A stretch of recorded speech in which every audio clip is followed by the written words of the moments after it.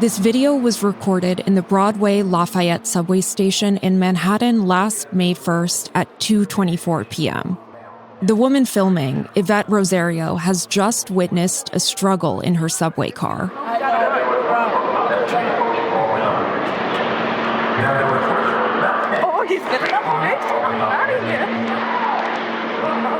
The man in the white t-shirt being held on the floor is Jordan Neely.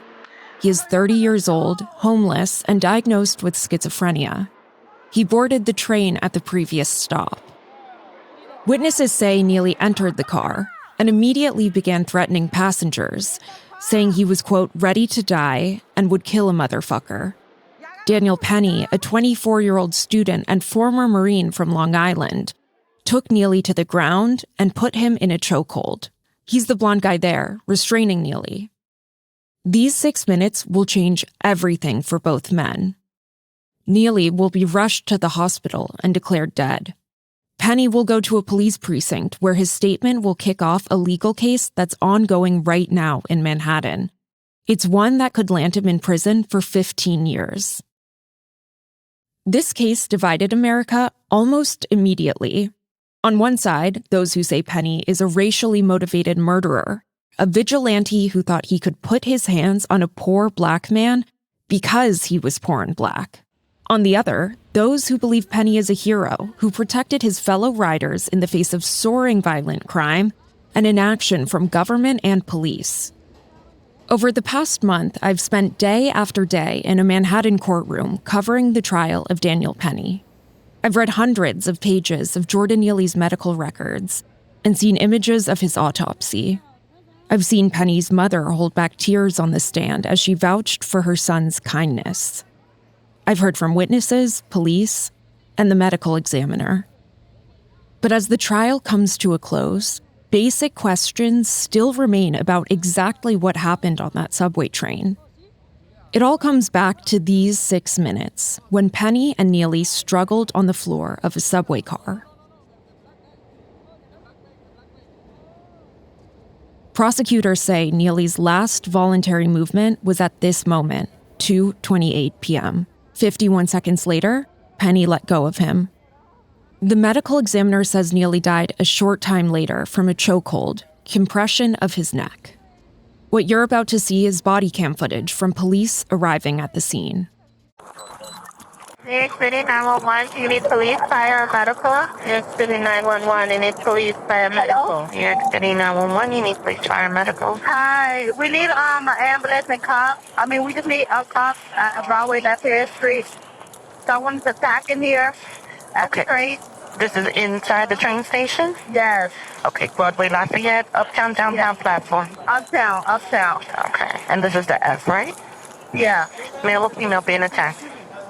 I don't know. He's trying to attack everybody. Oh, a guy's trying to do it. Okay, give me further description. Black, white, Hispanic, Asian, Indian? He's black. What color is he? They're holding them down. They're holding him down right now. How many people? There's just two. There's one man white man holding it down, holding the homeless guy down. Okay. Any weapons? Anybody injured at this time? No, nobody. Okay, they're coming as we speak. We got on This next one. You came out to the train. You got anything on that? What's that? You got anything on that? I don't know. I just smoked it. Yo, my man. I just put him out. Yo. You say you just put him out? Oh. You hit a bus. In this moment, before Neely's body was taken from the train, before Penny went to the police station, the story had effectively been written. Archetypes had already been cast. In the following days, a New York Times opinion headline read, quote, "Making people uncomfortable can now get you killed."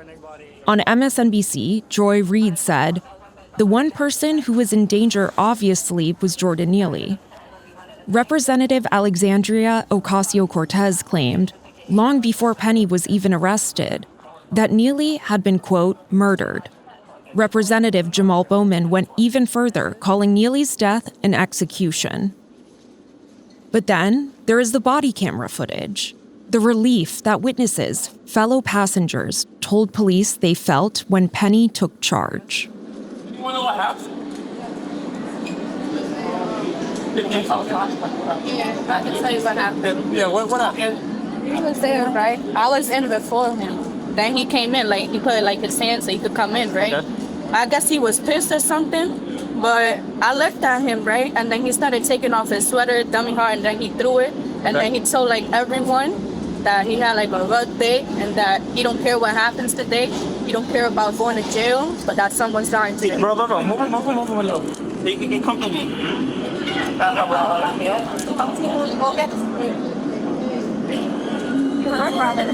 Was that a fight at all? No, he came on the train. I was sitting right there. I was sitting next to everybody that was moving. That was the last one I was sitting. He came on the train. He was like, yo, I'm looking for food. I'm looking for this shit. Like, he was ready to risk it all, basically. He was like basically, he's going to tell that people about to hurt somebody. He was dropping on the floor. He's like, I'm ready to hurt somebody. I'm ready to do this. And he was right here. Like I said, I don't think he did nothing wrong. Everybody moved, and he was about to start hitting people. He came in and he tried to just while the cop was coming. They took mad. I was falling out home. Yeah. They took mad on the cop. He was trying to resist him while somebody came. They took mad on. Okay. He got on the train. He was ready to like. I see him take like he got on the train. He dropped his phone. He's like, I'm ready to hurt anybody. I'm hungry. I'm ready to go back to Market Garden. And dude got up, he saw he was about to hurt somebody, and he got up and he was trained. And he was trying to run into somebody. I don't know. You saw everything on everything? No, you saw everything, okay? This young lady right here. Yeah. Okay, what did you see? What did I see? I was sitting up there, I heard the young man that's on the floor saying, you know, hey, I'm willing to die, you know? I'll do anything. I'm willing to die. I'll go to jail. I don't care. And he was saying it so loud that everyone turned around. So the young man, he got belligerent and he tackled him down. Oh. He was tackled in the brown jacket, the one that just went past. The guy in the brown jacket. Yeah, you got to see the guy in the brown jacket. Yeah. You got to for the guys in the briefs here. You got a brown jacket, tan jacket. Take him to the briefs right now. And take it away. So he took him to the ground? The guy with the brown jacket took him to the ground. Yeah, he took him around and not a hard chokehold, just enough to secure him, and the guy fought. And he kept holding him, all right? And then that's when everybody totally realized what was going on. And I think this guy's on drugs, you know, because when he came in, he was unbelievably off the charts. He scared the living daylights out of him. How did he bring him down to the ground? Like he picked him up and throw him on the ground? I think he stood up, grabbed him, turned him around, and put him to the ground. All right. Those witnesses could never have known anything about Daniel Penny and Jordan Neely when Neely rushed the train car shouting that he was ready to die. They had not heard the words of his Aunt Carolyn, who later said the system had failed him. No one knew that his mother had been bludgeoned to death when he was a teen, that he had aged out of the foster care system onto the streets. But they also didn't know that he had been diagnosed with schizophrenia and was in and out of mental health treatment. And they didn't know that he had been arrested 42 times. At this point, despite all the scientific evidence I've seen in court, the question of life and death becomes almost metaphysical. Testifying, the medical examiner conceded that she didn't wait for full toxicology results before declaring Neely's death a homicide. An expert for the defense said other factors, including schizophrenia, sickle cell condition that can make it harder to breathe, and the drug K2 in his system, all could have played a part. The remarkable thing about this case is how many pieces of evidence cut both ways. For the people who have been following the case, few, if any, are undecided on how they feel about it. And most people I've spoken with at the trial say the evidence presented in court has changed absolutely nothing for them. If, at the start of this trial, you thought of Penny as a racist vigilante, a not guilty verdict won't change your mind. It will just prove that the system is racist too. And if you went into this trial thinking of Penny as a hero, A guilty verdict is yet more proof of progressive politics getting in the way of justice. A jury of Daniel Penny's peers will decide his fate. But so many Americans have already made up their minds.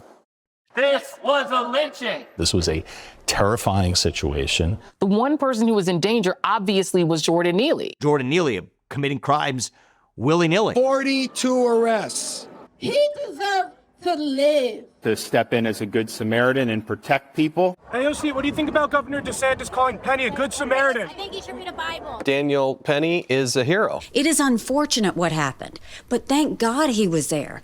There'll be no justice. There'll be no peace.